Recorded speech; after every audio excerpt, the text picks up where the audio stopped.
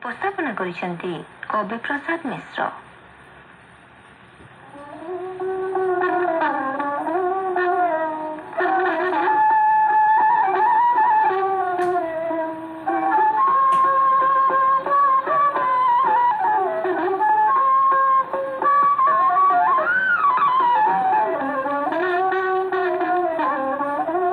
ପଶୁପକ୍ଷୀଙ୍କ ଠାରୁ ଆରମ୍ଭ କରି ମନୁଷ୍ୟ ପର୍ଯ୍ୟନ୍ତ ଆମେ ସମସ୍ତେ ଜୀବନରେ ଆନନ୍ଦ ଓ ଶାନ୍ତି ଚାହୁଁ। ଏପରିକି ବୃକ୍ଷଲତାଦି ମଧ୍ୟ ସୂର୍ଯ୍ୟ କିରଣ ପାଇଁ ତାଙ୍କର ଆନନ୍ଦ ଅନ୍ୱେଷଣରେ ପ୍ରସାରିତ ଏବଂ ବିସ୍ତାରିତ ହୁଅନ୍ତି। ତେବେ ଏ ଆନନ୍ଦ ଆମେ କେମିତି ବା କେଉଁଠୁ ପାଇବା? ଆମେ ବୁଝିବା ଉଚିତ ଯେ ଆନନ୍ଦ ଏବଂ ଶାନ୍ତି ଏକ ମାନସିକ ସ୍ଥିତି।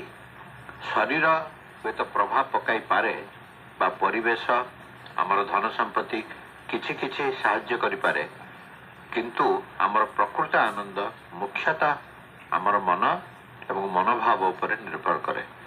ଏ ବିଷୟରେ ଗୋଟିଏ ସୁନ୍ଦର କଥା ଅଛି।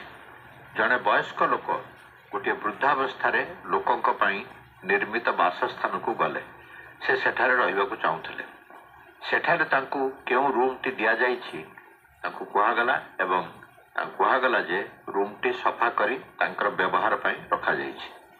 ସେ ରୁମ୍କୁ ନ ଯାଇ ସେଠିକାର ଅଫିସରେ ବସି କହିଲେ, ରୁମ୍ଟି ବହୁତ ଭଲ ଏବଂ ମୁଁ ଖୁବ୍ ଆନନ୍ଦିତ ଯେ ଏଭଳି ରୁମ୍ଟିଏ ମୋତେ ମିଳିଛି।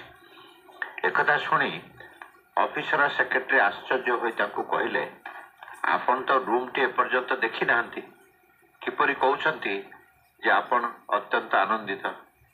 ବୟସ୍କ ଲୋକ ଉତ୍ତର ଦେଲେ, ରୁମ୍ ସାଙ୍ଗରେ ମୋର ଆନନ୍ଦର କିଛି ସମ୍ପର୍କ ନାହିଁ। ମୁଁ ମୋ ମନରେ ସ୍ଥିର କରିନେଇଛି ଯେ ମୁଁ ଯେଉଁ ରୁମ୍ରେ ରହିବି ସେଠାରେ ଆନନ୍ଦରେ ରହିବି।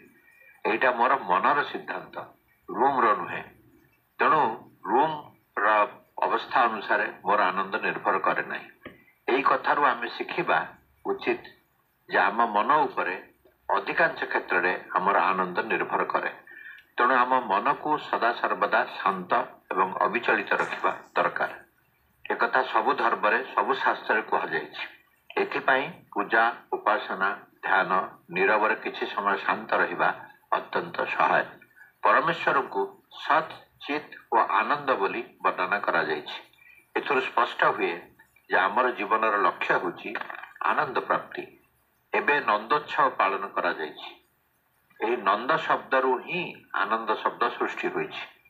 ଭଗବାନ ଶ୍ରୀକୃଷ୍ଣଙ୍କୁ ମଧ୍ୟ ଆକର୍ଷଣୀୟ ଓ ଆନନ୍ଦମୟ ବୋଲି ଶାସ୍ତ୍ରରେ କୁହାଯାଇଛି।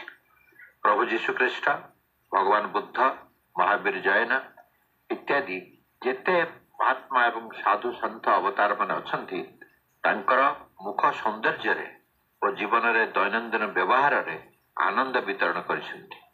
ଲୋକମାନଙ୍କର ସୁଖ ଓ ମଙ୍ଗଳ କାମନା କରିଛନ୍ତି।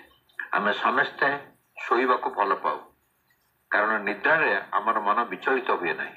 ସୁଷୁପ୍ତିରେ ସ୍ୱପ୍ନବିହୀନ ଅବସ୍ଥାରେ ଅଶେଷ ଆନନ୍ଦ ପ୍ରାପ୍ତ ହୁଏ। ଏହାର ଅର୍ଥ ହେଉଛି ଆନନ୍ଦ ହିଁ ଆମର ପ୍ରକୃତରେ ସ୍ୱାଭାବିକ ସ୍ଥିତି। ଜାଗ୍ରତ ସମୟରେ ପରିବେଶ ଓ ଅନ୍ୟାନ୍ୟ ପରିସ୍ଥିତିରେ ଆମେ ମନରେ ବିଚଳିତ ହୋଇପଡ଼ୁ ଏବଂ ଆନନ୍ଦକୁ ହରାଇ ବସୁ। ତେଣୁ ଆମେ ଅଭ୍ୟାସ କରି କିଛି ସମୟ ଶାନ୍ତ ନିଶ୍ଚଳ ରହିଲେ ପ୍ରତିଦିନ ନିଶ୍ଚୟ ଭାବେ ଆନନ୍ଦ ଉପଭୋଗ କରିପାରିବା।